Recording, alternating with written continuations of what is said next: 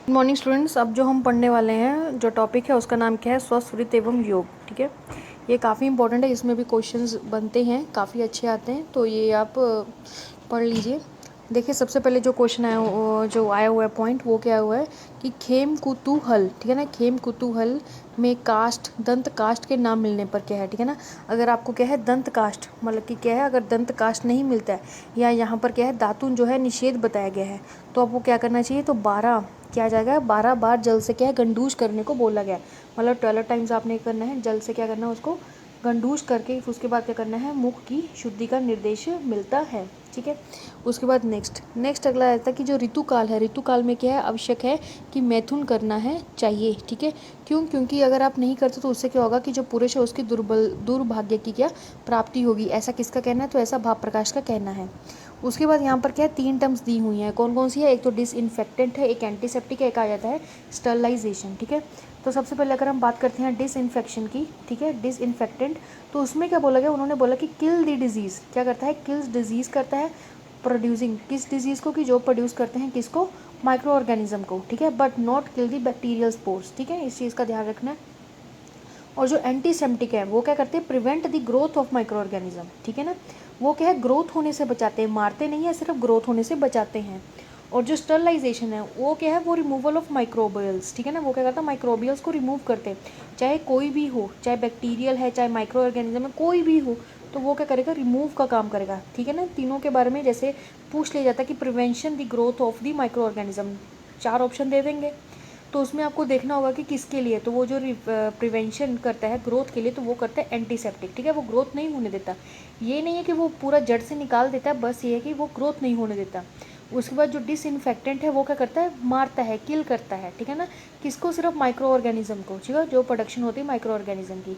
जो स्टरलाइजेशन होता है वो क्या करता है, ऑल टाइप ऑफ जो माइक्रोबियल्स है उसको क्या करता है, रिमूव करता है। ठीक, उसके बाद ये भी पूछ लिया जाता है कि डिसइंफेक्टेंट सबसे चीपेस्ट कौन सा, सस्ता कौन सा आ जाता है, तो वो आता है लाइम।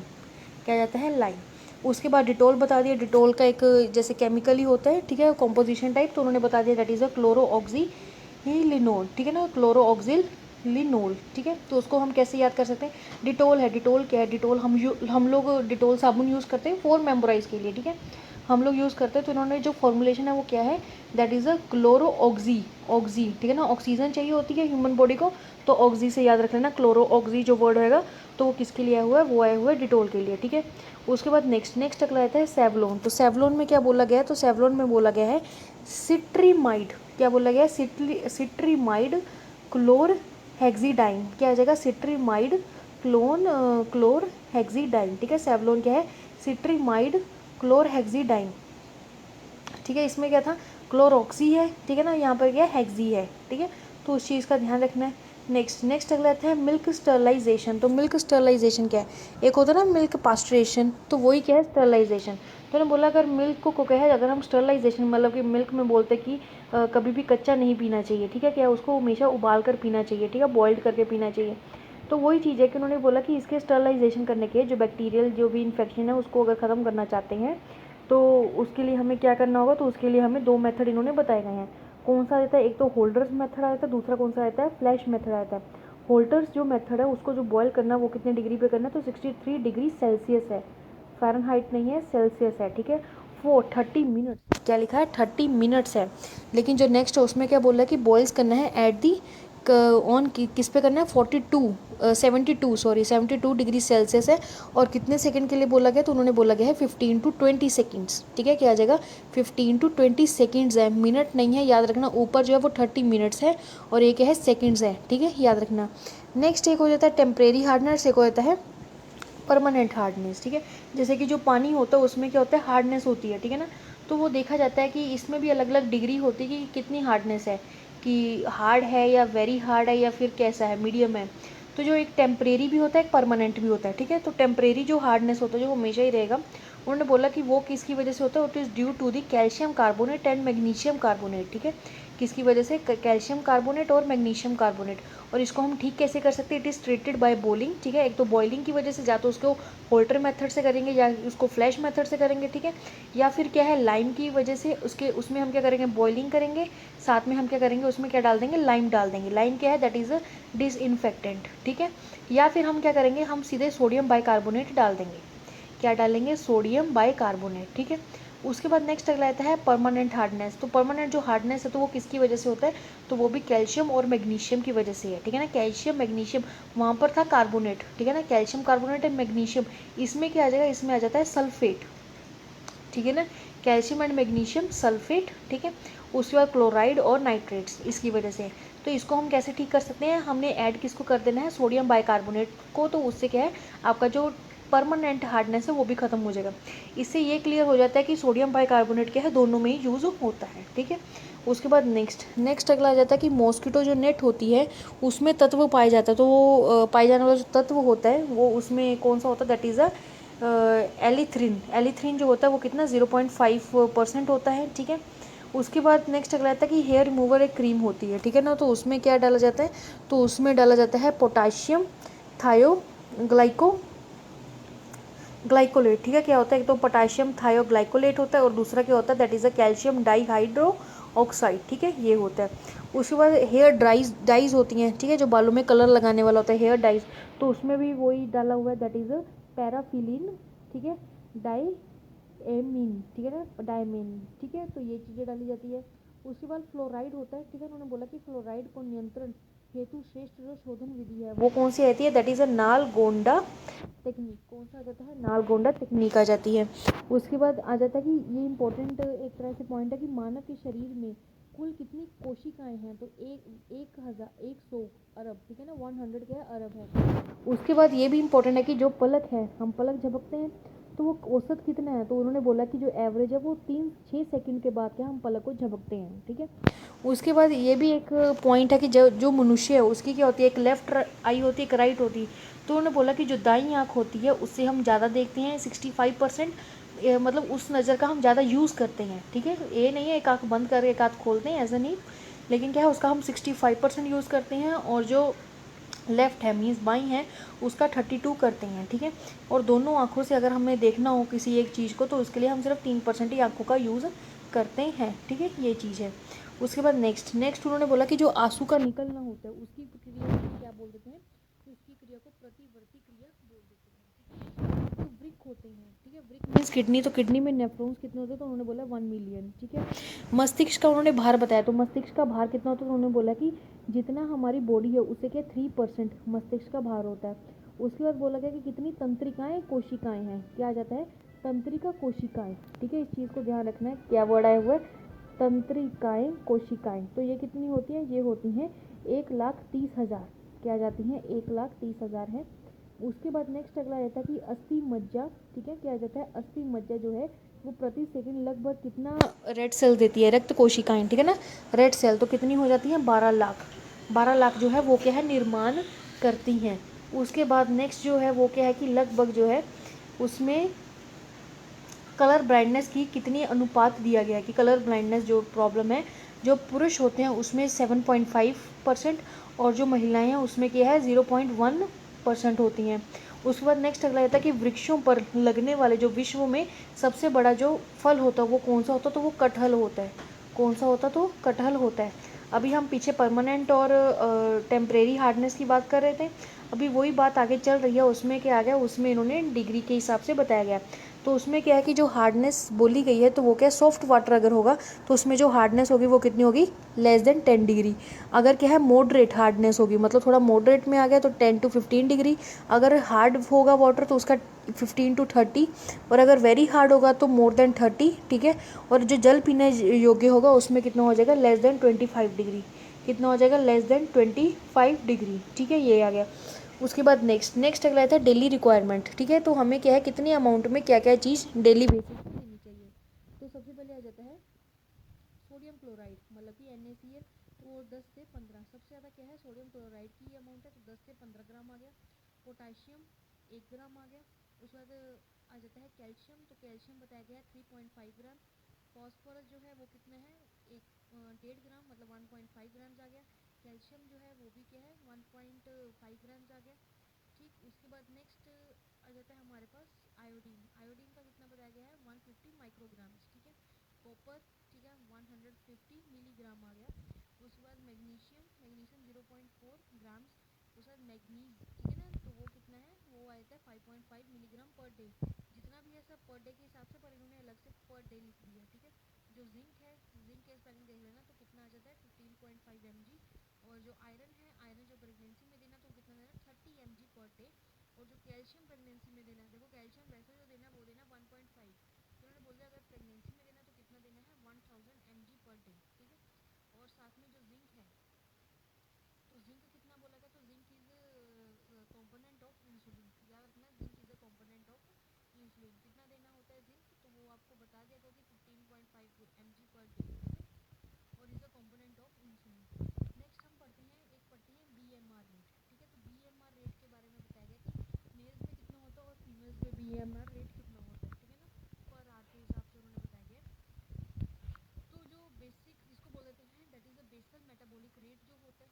ठीक है, कि कितना वो कैलोरीज, कितना पर आर में कितनी वो कैलोरीज का काम हो रहा है। तो इसमें बोला गया कि जो मेल्स है उसमें क्या है 38.1 किलो कैलोरी, क्या है किलो दैट इज के किलो कैलोरी पर आर। और फीमेल्स में क्या है दैट इज 32.9 के कैलोरी पर आर। ठीक है, तो उसके बाद उन्होंने बोला जो कोकोनट ऑयल है वो एक ऐसा वेजिटेबल ऑयल है दैट इज विच क्या है विच नॉट क्या, जिनके पास क्या है without essential acid fatty acid है। जिन कोकोनट ऑयल एक ऐसा ऑयल है जिसमें क्या फैटी एसिड जो इसेंशियल फैटी एसिड्स है वो नहीं है। उसके बाद नेक्स्ट चले थे अल्कोहल। तो अल्कोहल क्या हमें प्रोवाइड करता है, तो 7 के कैलोरी। ठीक है ना, 7 के कैलोरी क्या है पर ग्राम हमें प्रोवाइड करता है। ठीक है, उसके बाद फिश और एग होते हैं उसमें क्या कार्बोहाइड्रेट्स नहीं होते। ये भी बहुत बार क्वेश्चन पूछा जाता है। ठीक है ना, कि कार्बोहाइड्रेट्स फिश में होता है या नहीं होता, या पुअर जो है पुअर मैंड मील। ठीक है, मीट जो है वो पल्सेस हैं। ठीक है, कोकोनट जो वाटर है that is in rich in potassium, किसमें होता है पोटाशियम में होता है। Milk, milk is also called the best and the complete food. ठीक है, ये भी पूछ लिया जाता है which one is the best and complete food, तो मिल्क आएगा उसका आंसर। उसके बाद आता है एग योग जो होता है, एग के दो होते हैं योग होता है। ठीक है, तो जो योग होता है that is rich in cholesterol होता है।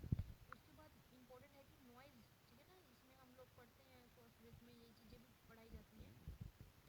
जो नॉइस है ठीक है ना, तो उन्होंने बोला कि अगर कोई नॉइस पोल्यूशन कर रहा है तो अगर क्या है जो उसकी आवाज़ है वो क्या है 160 dB को, अगर 160 से ऊपर है ठीक है ना मोर देन 160, तो क्या होता है कि रप्चर ऑफ टेम्पेनिक मेम्ब्रेन होने का खतरा होता है। ठीक है ना, जो क्या है that is causes the rupture of tympanic membrane. ठीक है, टेम्पेनिक मेम्ब्रेन तो सब लोग जानते हैं, जो एक्सटर्नल और जो मिडल ईयर है उसको क्या है जो मतलब उसके साथ जोड़ने का काम करता है, टेम्पेनिक मेम्ब्रेन ही होती है। ठीक है, उसके बाद नेक्स्ट चला जाता है स्पीच। तो स्पीच के उन्होंने बोला कि आपको कितना अमाउंट में ऊंचा बोलना चाहिए, तो उसमें बोला गया कि 500 टू 2000 हर्ट्स। ठीक है ना, एच, तो हर्ट्स में बोलना चाहिए। उन्होंने ये भी एग्जांपल दे दी कि अगर कोई इंसान है ठीक है ना, if man can hear sound from 18 feet, अगर कोई अगर 18 फीट की दूरी पर खड़ा होकर भी अगर वो आपकी आवाज़ सुन पा रहा है तो it is consider as a normal.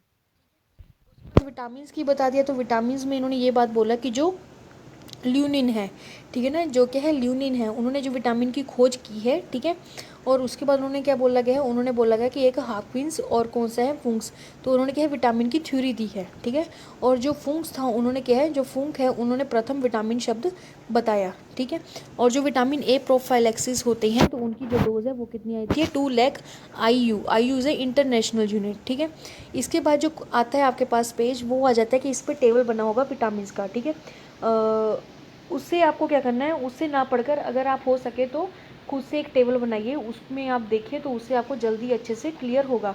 उसमें आपको ये चीज़ें भी ध्यान रखनी है कि जैसे जो विटामिन ए है या B1 है B2 B3 ऐसे करके जो विटामिन है इनको किस किस नाम से बताया गया है। ठीक है ना, जैसे कि जो विटामिन B6 है उसको क्या है पायरिडॉक्सिन के नाम से बताया गया है। ठीक है, तो इस तरह के आपको वो भी नाम क्या है उसके याद होने चाहिए। अब हम नेक्स्ट की बात करते हैं विटामिन की। ये इंपॉर्टेंट पेज है, ये आपको टिप्स पे याद होना चाहिए। तो इसमें क्या है, विटामिन के बारे में बताया गया है। तो इन्होंने विटामिन के बारे में बताते हुए बोला गया कि ऐसा विटामिन बताइए जो क्या है हीट स्टेबल है और लाइट सेंसिटिव विटामिन है। तो वो कौन सा रहता है, विटामिन के और विटामिन B2, ठीक है, विटामिन के और विटामिन B2। तो के ऐसे याद कर सकते हो, के बी इज़ अ कुमार भृत्य, ठीक है। कुमार भृत्य मीन्स बच्चों के बारे में, तो जो बच्चे जो होते हैं वो लाइट सेंसिटिव होते हैं, ठीक है, और क्या हीट स्टेबल उनमें रहता है। तो याद रखना कि Kb2, पर 2 याद रखना कि जो विटामिन कौन सा लेना है, B2 लेना है, ठीक है। उसके बाद नेक्स्ट अगला आता है that is a pyridoxine, means B6 की बात हो रही है, that's control the metabolism of the dopa and GABA, ठीक है। उसके बाद नेक्स्ट आ जाता है vitamin B12 is also called the क्या बोल जाते हैं, इरिथ्रोसाइट मैचुरेशन फैक्टर, ठीक है। जो विटामिन है, vitamin are store in liver, ठीक है। कौन से विटामिन है जो लीवर में स्टोर करते हैं, तो विटामिन A, B12, K और D, ठीक है। एक लीवर ऑयल होते हैं, एक होता है कोड लीवर ऑयल, ठीक है, that is a rich source of vitamin A। जो कोड लीवर ऑयल होता है ना, उसमें कौन सा सबसे ज़्यादा विटामिन पाया जाता है, तो वो डाला जाता है विटामिन A, ठीक है। और एक होता है हेलीबर्ट लीवर ऑयल, ठीक है ना, एक होता है halibut liver oil, that is a rich source of vitamin D, ठीक है। Vitamin are also present in a human food only, ठीक है ना। कौन से ऐसे विटामिन है जो कि हम एनिमल फूड से, ह्यूमन नहीं सॉरी, एनिमल फूड से हम ले सकते हैं। तो कौन से आए थे, एक तो विटामिन B12 है और D है, ठीक है। उसके बाद नेक्स्ट अगला आता है कि हीट लाइबल विटामिन कौन सा है, तो विटामिन C है। हीट स्टेबल के लिए कौन सा आता है, Kb आ जाता है, लेकिन हीट लाइबल के लिए कौन सा है, विटामिन C है। और फॉलिक एसिड है। उसके बाद बोला कि कौन से ऐसे विटामिन हैं जो क्या है जो सिंथेसाइज करते हैं इन गट, ठीक है ना, the vitamin that are synthesize in gut. तो गट से याद रखना कि Kb, इसमें भी क्या आ जाएगा, K, देखो B लिखे हुए हैं 2 और साथ में क्या है K। तो याद रखना कि Kb, जो बच्चे होते हैं उनमें क्या होता है, उनमें गट्स होते हैं कि वो किसी के सामने कुछ भी क्या है बोल सकते हैं, ठीक है। तो गट से याद रखना कि B, पर याद रखना कि इसमें B2 भी है और साथ में क्या मिल गया, B12 भी मिल गया। उसके बाद वो विटामिन बताने हैं जो सिंथेसाइज इन दी बॉडी में कौन सिंथेसाइज करता है, तो विटामिन D, ठीक है, कौन करता है, विटामिन D। उसके बाद विटामिन E की बात करेंगे, तो विटामिन E क्या है, it is a antioxidant vitamin, क्या आ जाता है, एंटीऑक्सीडेंट विटामिन। उसके बाद आता है vitamin C। Vitamin C is a very useful and treatment किसकी की जाती है, उसकी की जाती है, ट्रीटमेंट किसकी करता है, तो वो करता है मैथिमोग्लोबिन, ठीक है ना, ग्लोबिन अनीमिया, ठीक है ना, ग्लोबिन अनीमिया। तो ये एक एनीमिया की फर्दर टाइप है, तो वो चीज़ इसमें बताई गई है। एक आ जाता है एक्सेसिव डोज ऑफ, अगर आप विटामिन A और विटामिन D की ले ले तो क्या होगा, हाइपर विटामिनोसिस होगा। देखो अगर कोई हाइपर वहीं स्टेज आती है जहाँ पर क्या हो, एक्सेस अमाउंट हो, अगर कम अमाउंट में होगा तो उसको हाइपो के नाम से बताया जाता है। नेक्स्ट जो विटामिन B6 है उसके की वजह से क्या होगा, कन्वर्जेंस हो जाएंगे, ठीक है। एक आता है विटामिन C। तो विटामिन C की अगर treatment is use in the treatment of the alkaptonuria, ठीक है। इसका ये एक मेटाबॉलिक डिसऑर्डर होता है, ठीक है, एक मेटाबॉलिक, एक बहुत कम ही होता है एक मेटाबॉलिक, बस याद रखने की एक मेटाबॉलिक डिसऑर्डर है जिसके लिए हमें क्या है, विटामिन C देने को बोला गया है। नेक्स्ट अगला आता है vitamin E। Vitamin E is a treatment of the peripheral vascular disease, ठीक है, वेस्कुलर डिजीज में दिया जाता है। Vitamin A that is a useful in the treatment of measles, ठीक है। मीजल्स में क्या हम विटामिन A जो है वो दे सकते हैं। नेक्स्ट वही आ गया पैराडॉक्सिन, वही विटामिन जो B6 है, ठीक है, पैराडॉक्सिन। तो paradoxin is a useful in the treatment of the bronchial asthma आ गया। विटामिन K जो है that is causes the haemolysis and the neonatal jaundice, ठीक है। उसके बाद vitamin C and vitamin D जो है इसकी डेफिशिएंसीज की वजह से क्या हो गया, पैरालिसिस हो, कौन सा, सीडो पैरालिसिस हो जाएगा। विटामिन A और विटामिन C है that is essential for the wound healing, important है विटामिन A और C, ठीक है ना। उसके बाद आ गया कि magenta red tongue that is due to the deficiency of the riboflavin that is a vitamin B2, ठीक है, विटामिन B2। तभी बोला है कि देखो यहाँ पर क्या है, विटामिन B2 ना बोलकर क्या बोल दिया, राइबोफ्लेविन, ठीक है। तो वो चीज़ ध्यान रखनी है। कई बार ऐसे लिख देते हैं कि मेजेंटा रेड कलर टंग, नीचे लिख दिया उन्होंने, यही लिख दिया कि पैराडॉक्सिन है या फिर राइबोफ्लेविन है, या उसके साथ B2 भी लिख दिया और लिख दिया कि बोथ, ठीक है ना, ऐसे करके लिख दिया। तो आपको पता होना चाहिए कि राइबोफ्लेविन क्या है, B2 को ही बोला जाता है। नेक्स्ट अगला आता है कि रॉ बीफ जो टंग है that is a deficiency of the niacin that is a B3। Vitamin D that is a cause is not cross the placenta, ठीक है ना, वो क्या है जो प्लेसेंटा को क्या है क्रॉस नहीं कर पाता, तो वो कौन है, विटामिन D जो है वो क्रॉस नहीं कर पाता। उसके बाद फॉलिकल जो एसिड है that is use in the treatment of the tropical sprue, ठीक है। उसके बाद नेक्स्ट अगला आता है डिकोमेरोल, ठीक है, डिकोमेरोल, ठीक है, it is a anti vitamin of the vitamin के, क्या आ जाएगा, विटामिन के। उसके बाद नेक्स्ट चला जाता है कि कितने कितने जो इन्फेंट्स हैं उनको कितना कितना विटामिन देने को बोला गया है।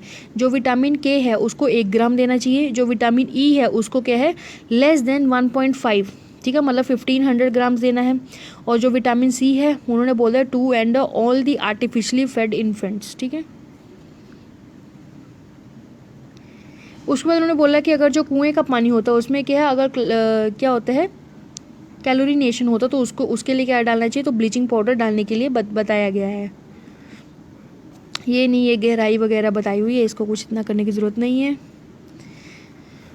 ठीक है। तो आपको क्या है इसमें जो मेन आपको ध्यान बहुत देना है, इसको तो चाहे आप जितनी मर्जी बार इसको याद करना ही करना है, बिकॉज एक क्वेश्चन आता ही अगर आप पेपर लगाएंगे तो आपको क्या है साथ साथ आपको ये अभी भी यही एडवाइस है कि आप साथ साथ क्या है पेपर लगाने शुरू कर दीजिए, चाहे आपका सिलेबस हुआ है या नहीं हुआ है, लेकिन अगर आप पेपर लगाना शुरू कर, क्योंकि बहुत सारे क्वेश्चन ऐसे हैं जो क्या है कि रिपीटेड आते हैं, ठीक है ना। बहुत सारे क्वेश्चन ऐसे भी आते हैं जो रिपीटेड होते हैं।